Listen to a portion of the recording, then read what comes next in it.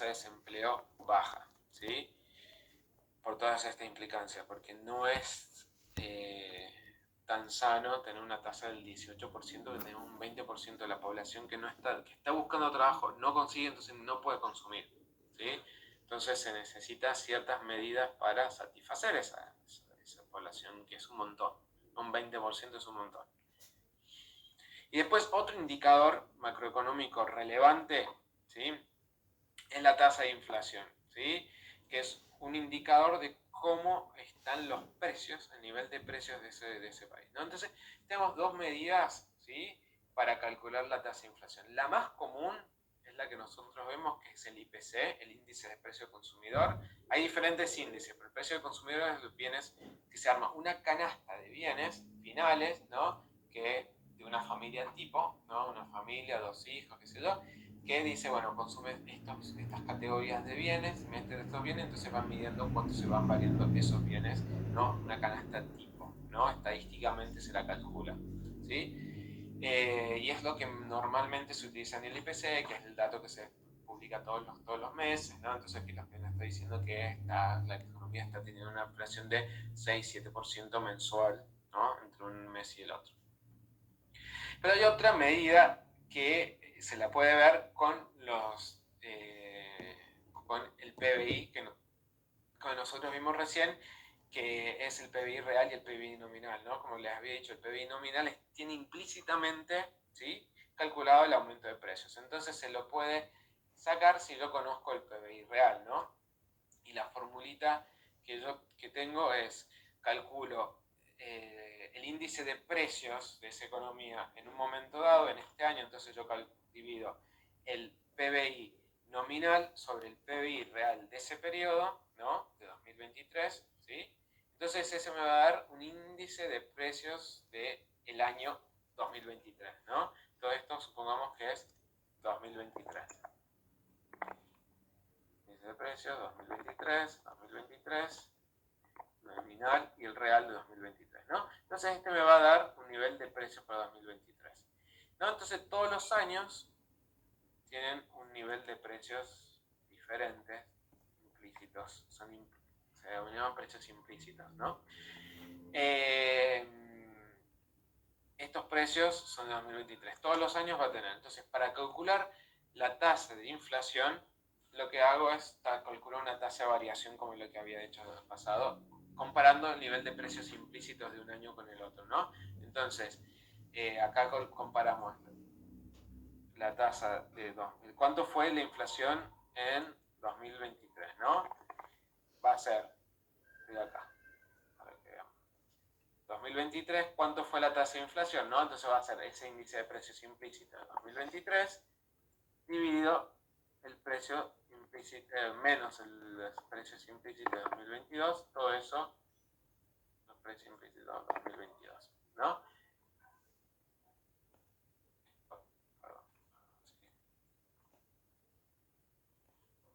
Entre paréntesis, pero no hace falta poner en paréntesis esto, ¿no? Entonces, es una tasa de variación. Lo mismo como calculamos el PBI recién, el crecimiento del PBI, bueno, es lo mismo acá, nada más que en lugar de utilizar el nivel de PBI, vamos a utilizar el nivel de precios implícitos de la economía en cada año, ¿no? Entonces, este me va a dar el nivel de precios de un año, la inflación de un año a otro, ¿sí? Entonces, es otra forma de calcular la inflación que es tan válida como el índice de precios. Va a dar muy similar al índice de precios, ¿no? Entonces acá lo que estoy haciendo es aislando la inflación, ¿sí? Entonces gracias al concepto, ¿no?, de PBI nominal y PBI real, yo ya puedo sacar cuánto es lo que realmente salió de inflación sin necesariamente estar midiendo una canasta de bienes, ¿sí?, de bienes y servicios. Entonces es otra forma de medir la tasa de inflación, ¿sí? Entonces,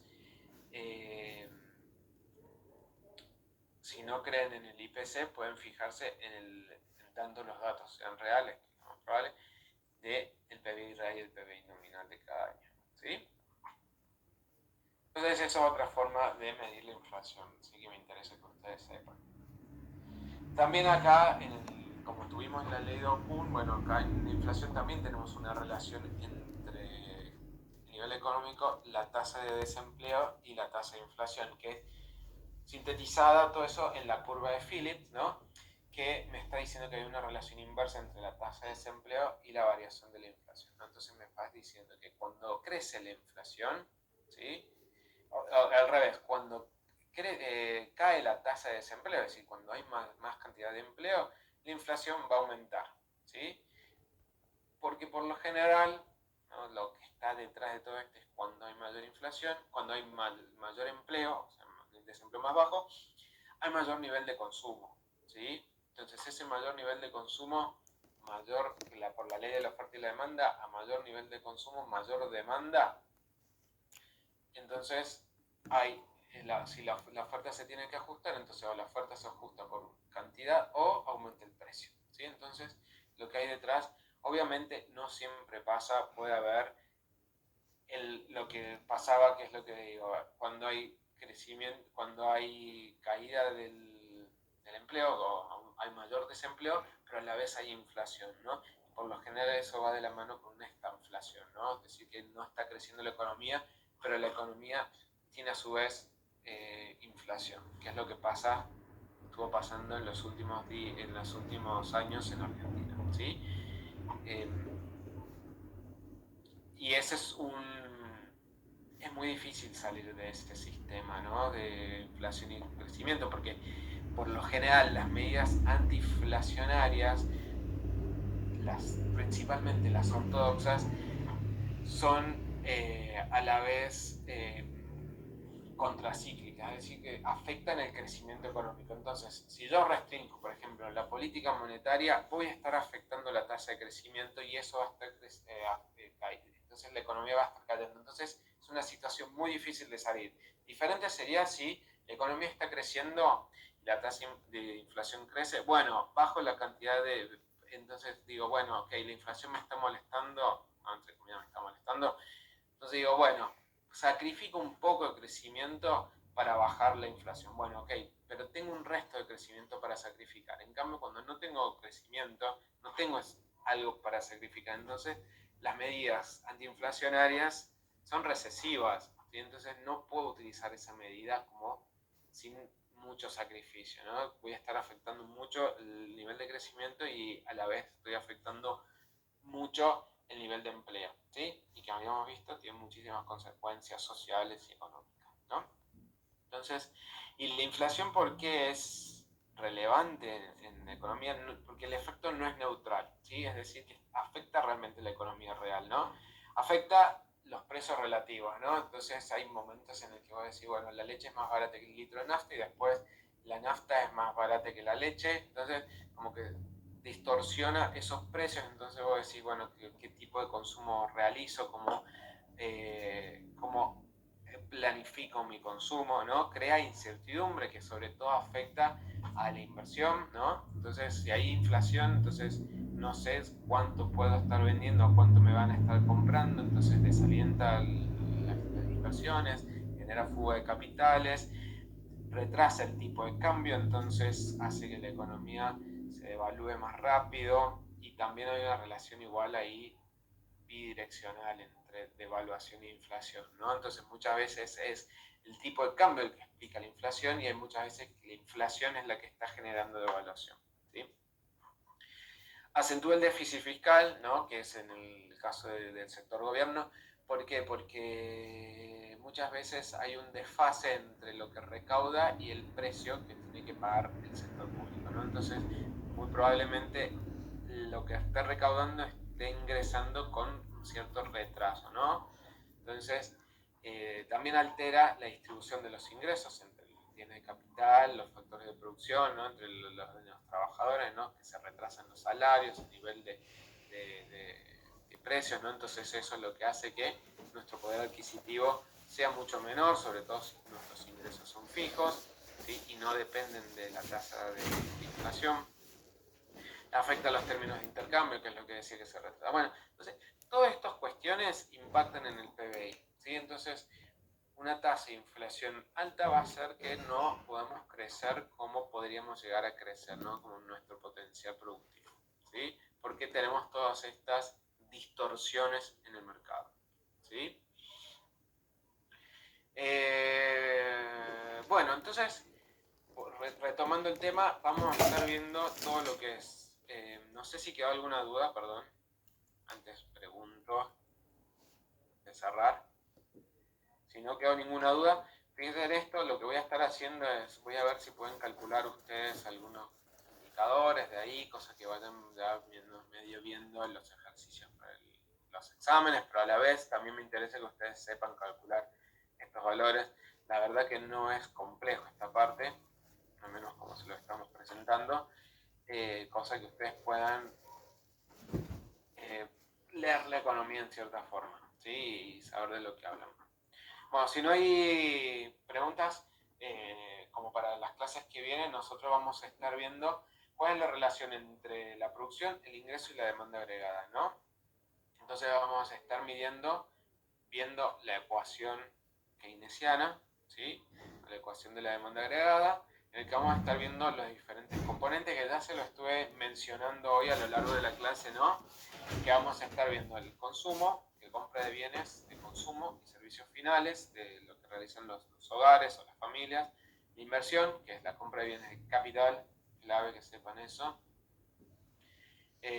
incluye inversión no residencial, inventarios, ¿no? Que es lo que vimos en la tabla, gasto público, que es la compra de bienes y servicios finales que realiza el sector público.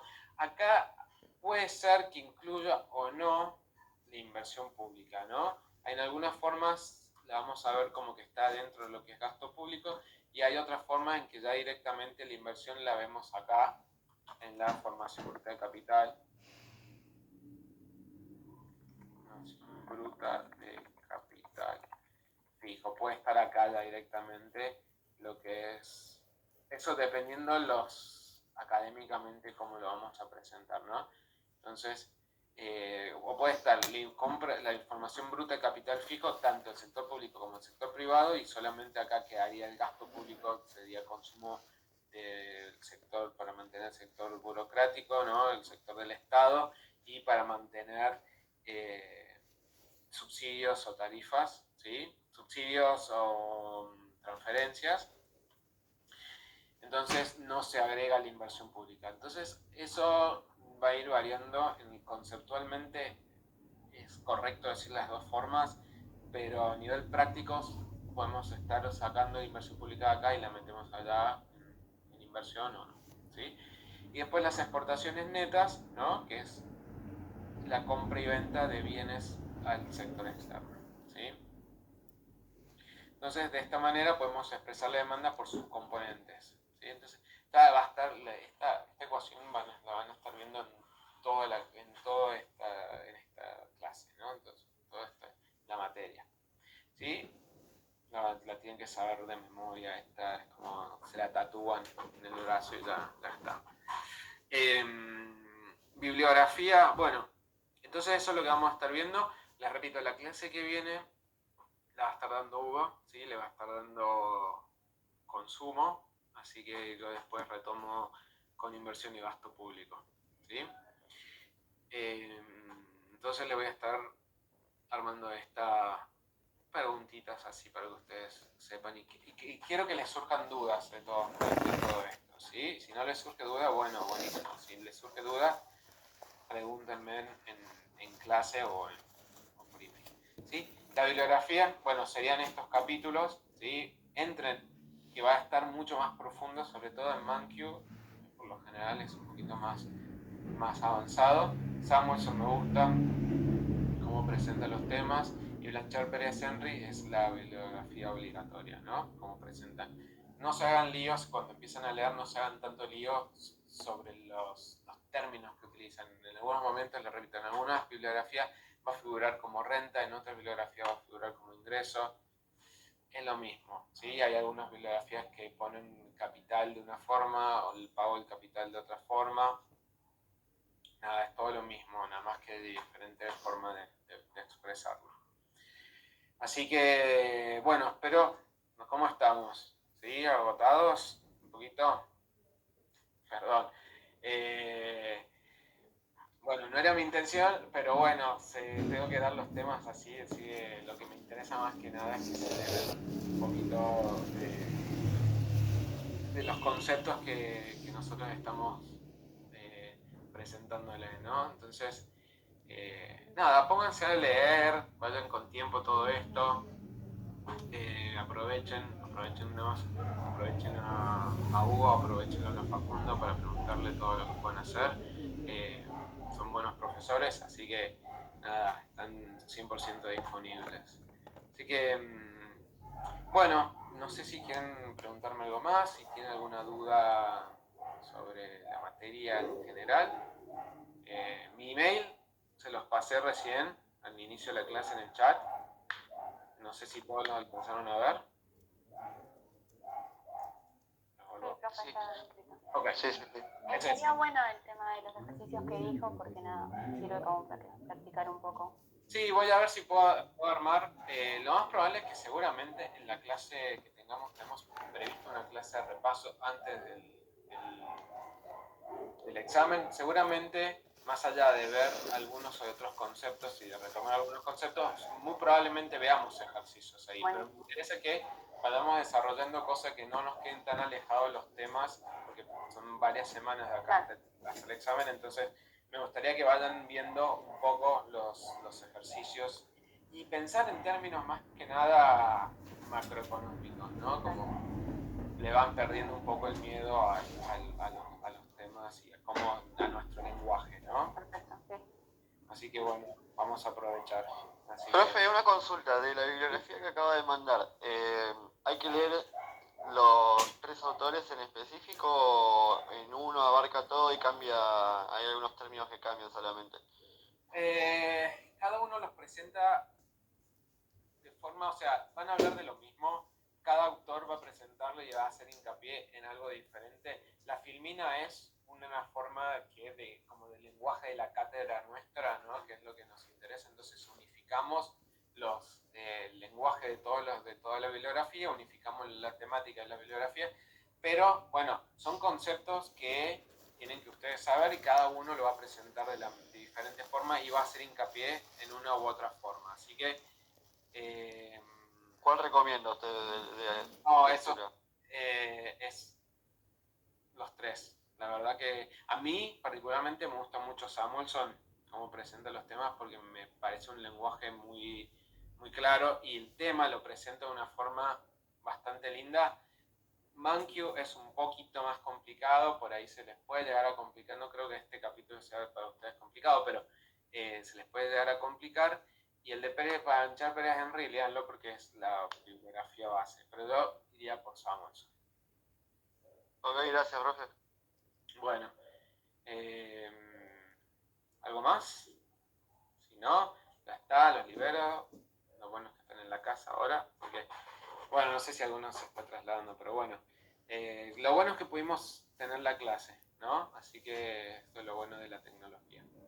Así que, bueno, que tengan buena semana, ¿sí? Nos estamos viendo 2 semanas nosotros, pero bueno, estoy en contacto.